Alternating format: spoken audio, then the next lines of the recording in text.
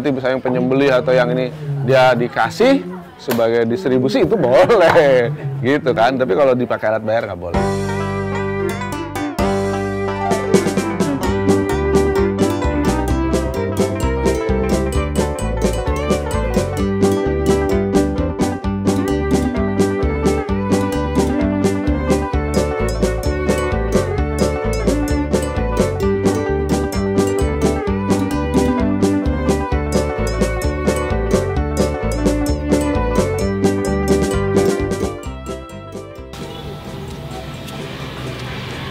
Pak Fira, mau kemana?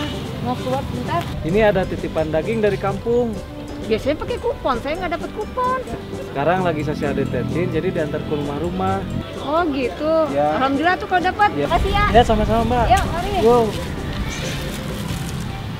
Pas pengen, Pas ana. orang ala, Orang kepenak. Sudah mau pakai. Mau bisa? Ada lagi nggak pertanyaan?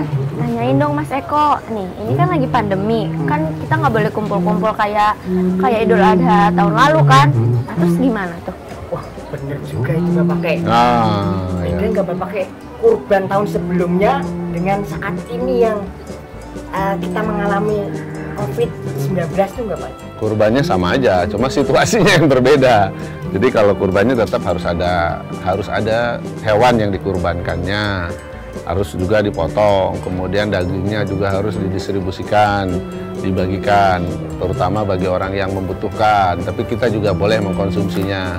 Nah itu tetap sama, tapi karena situasi COVID ini, penyembelihannya kita tidak bisa bersama-sama kumpul di tempat masyarakat yang sampai kemudian physical distancing-nya terlanggar, misalnya terlalu banyak bersentuhan atau bahkan nggak pakai masker misalnya. Nah itu aja sih. Nah maka kita berharap ada lokalisasi saja penyembelihannya, kemudian nanti dagingnya itu dibagikan, ya supaya masyarakat tetap harus mendapatkan dagingnya. Nah bahkan kalau perlu sekarang dagingnya boleh juga diolah. Ya Majelis Ulama Indonesia sudah mengeluarkan fatwa bahwa untuk korban dengan situasi COVID-19 ini, daging yang dibagikan juga boleh daging yang sudah diolah, tidak daging mentah aja gitu ya. Di situasinya aja yang berbeda. Kita lihat kan harus orangnya hanya sedikit sini. Kalau bukan COVID ini bisa penuh, banyak orang melihat gitu kan di masjid, kemudian di yayasan-yayasan atau di majelis taklim atau di ormas-ormas itu biasanya penuh. Nah sekarang ini kita lokalisir, misalnya orangnya hanya yang berkurban saja yang datang, paling beberapa yang menemani, setelah itu dia boleh pulang setelah dipotong, kemudian diproses seperti ini, mereka langsung pulang saja gitu ya, gitu. Tetap bisa no, tapi harus tetap menjaga social distancing. Wah, keren Ra, Nyong. Keren Mas Eko. Nah, Nyong Isa, ana maning pertanyaan ora? Nih, aku penasaran nih Mas Eko. Tahun ini jumlah hewan kurbannya sama nggak ya sama tahun lalu? Tanyain dong. Gimana itu Bapak? Ya, kalau dari jumlah hewan sih yang kita sembelih yang biasa saya koordinir ya, itu hampir sama, nggak terlalu jauh berbeda ya. Cuma memang berkurang, tapi tidak terlalu jauh berbeda gitu. Dan insya Allah artinya masyarakat dalam hal ini yang punya kewajiban berkurban masih mau berkurban gitu, ya. Hampir sama kok dengan tahun lalu, tidak terjadi perubahan yang signifikan lah, itu ya.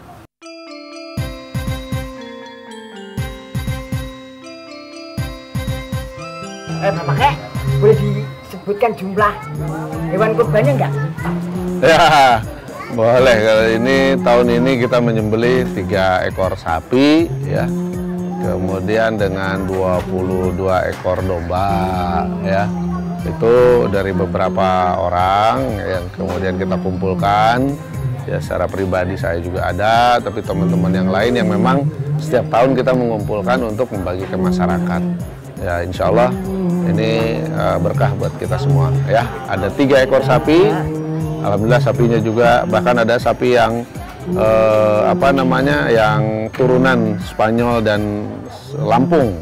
Ini blasteran khusus ya, jadi baru pertama nih Galician Blonde.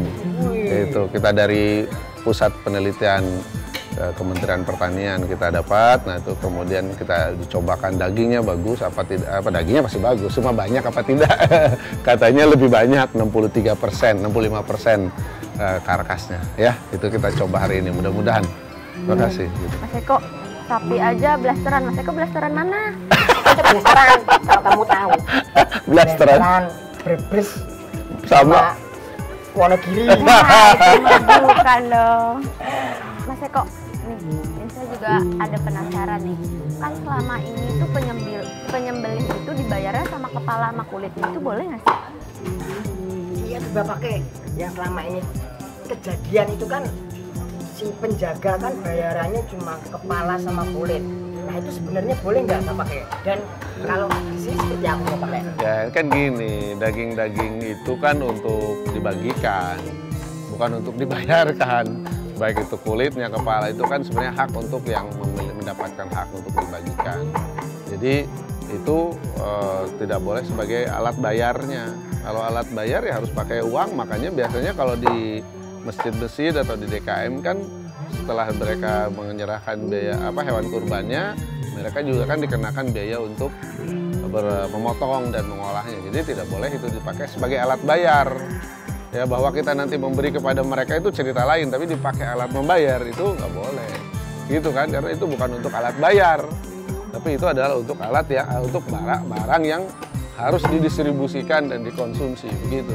Yang sekarang banyak salah itu dijadikan sebagai alat bayar. Yaudah nih ada yang korban dibayarnya sama 1 ekor kambing misalnya gitu, ya nggak boleh. Itu kan kambingnya buat dipotong, kemudian dagingnya buat didistribusikan. Jadi dipakai menjadi alat bayar itu ya nggak boleh, gitu loh. Bahwa nanti misalnya penyembelih atau yang ini dia dikasih sebagai distribusi itu boleh, gitu kan. Tapi kalau dipakai alat bayar nggak boleh. Jadi bayarnya tetap harus pakai uang kalau jasanya. Jadi membayar jasanya harus pakai ya alat bayar yang tidak boleh dari hewan kurban, ya. Jelas kan? Oh. Jelas, Pak. Ya. Bayarnya pakai duit, bukan pakai kulit. Iya itu nggak boleh. Ya. Lagi? Udah Mas Eko. Cukup. Pakai. Ya. Sekali lagi matur suwun sangat. Makasih, atas sama-sama. ilmu dan informasinya buat kami. Sama-sama, makasih. Jaga kesehatan ya. Ya, jaga kesehatan. Amin. Moto halalnya? Moto halal, pas pengen, Pas pas ana. ana. Orang halal, Orang orang kepenak. kepenak. Ya, mantap. Pas pengen, Pas ana. orang halal, Orang orang kepenak.